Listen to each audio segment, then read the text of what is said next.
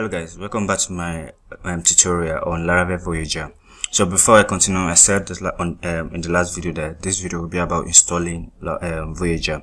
But before we get to that, I just want to make sure you have your environment set up.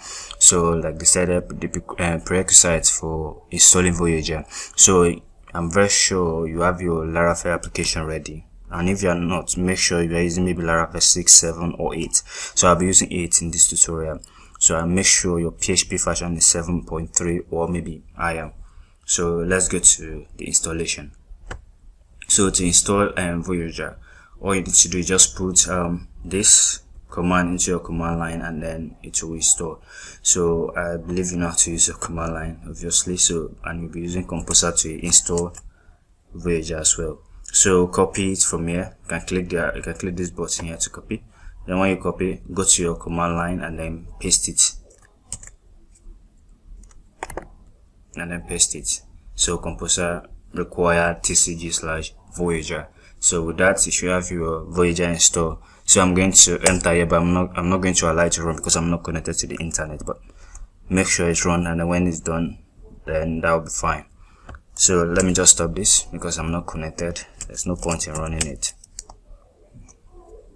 So now the next step, when you have that installed, for us to install our advise you to install the dummy site, just to have something to work with, because in this tutorial I'll be using that dummy content, the dummy data, to show you people around. So for that to happen, you have to make sure you have your your database username and password ready. You have to make sure everything's set up in your Laravel application. So just normal stuff. So in this case, I just telling you that you should have your app URL, your host, your database name, homestead. Yours might be different. Mine is different. Mine is last site. This is my last site. So just make sure you put it in your .env file here. Go to your Laravel project, open it up in your favorite text editor. I'm using Visual Studio Code in this case, so and I have it set up. So my database, this is my host 127.01, my port 3306, and then my database name last site. So this will be my database name. Then your username, in this case I'm using XAMPP and then phpMyAdmin, so the default one is root, and then the password is nothing, just empty. So make sure you have everything set up in your .env file, just to make sure you don't have anything that will go wrong in your installation. So the next step, after you've gotten your details correct, after you put your database name and your username and password, then you move on down to installing the dummy data. So here now they're giving you two options. You can either install Voyager directly, like blank Voyager. That means there's nothing in your there's nothing in your dashboard, there's nothing in your admin area, it's just blank, and then you can start creating your own data from there. But if you want, like in this tutorial now, like I want to use dummy, so you will use this one instead. You can go ahead and use this Voyager install, but I would advise you to go with dummy so that you have something to work with, something to start with, instead of you having to create it from blank project. So just copy this, then go to your command line also, and then paste it and enter. Just run it, allow it to run.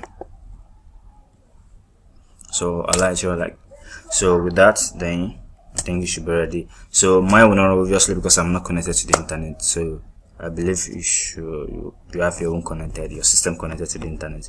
So once you are done with that, you have your Voyager setup, you have your Voyager ready to run. And then so when you are done with that, setting up with that, your domain installed, so all you need to do now is just go to this URL. Let me open in the new tab. So open your project in your favorite text editor, like I said before. Then run your PHP artisan serve, just to serve your project, just to see it running, so that we can go to our dashboard, because you obviously need to run it to see what is going on. So alright, so I have my project running on this port, http ://127.0.0.1 :8000. So let me open the project up.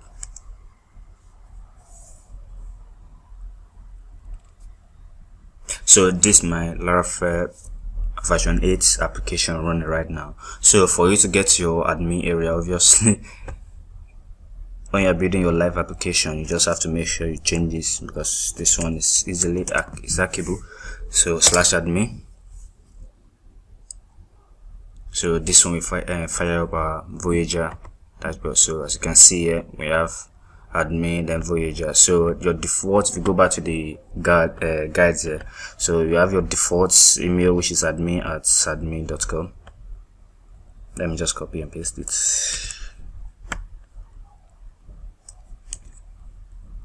So I don't need this, so let me close this off.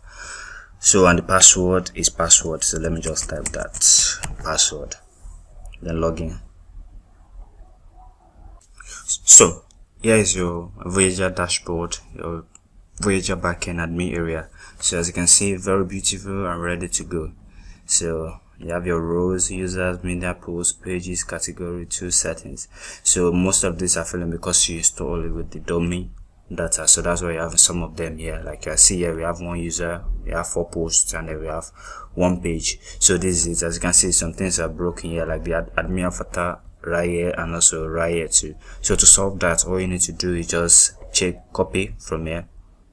You can copy from your .env as well, but let me just copy from here. Then go to your .env file, then change this last side.test to the one you just copied. So remove this backslash or /, remove it from there, and then save your file. Let's try to rerun it.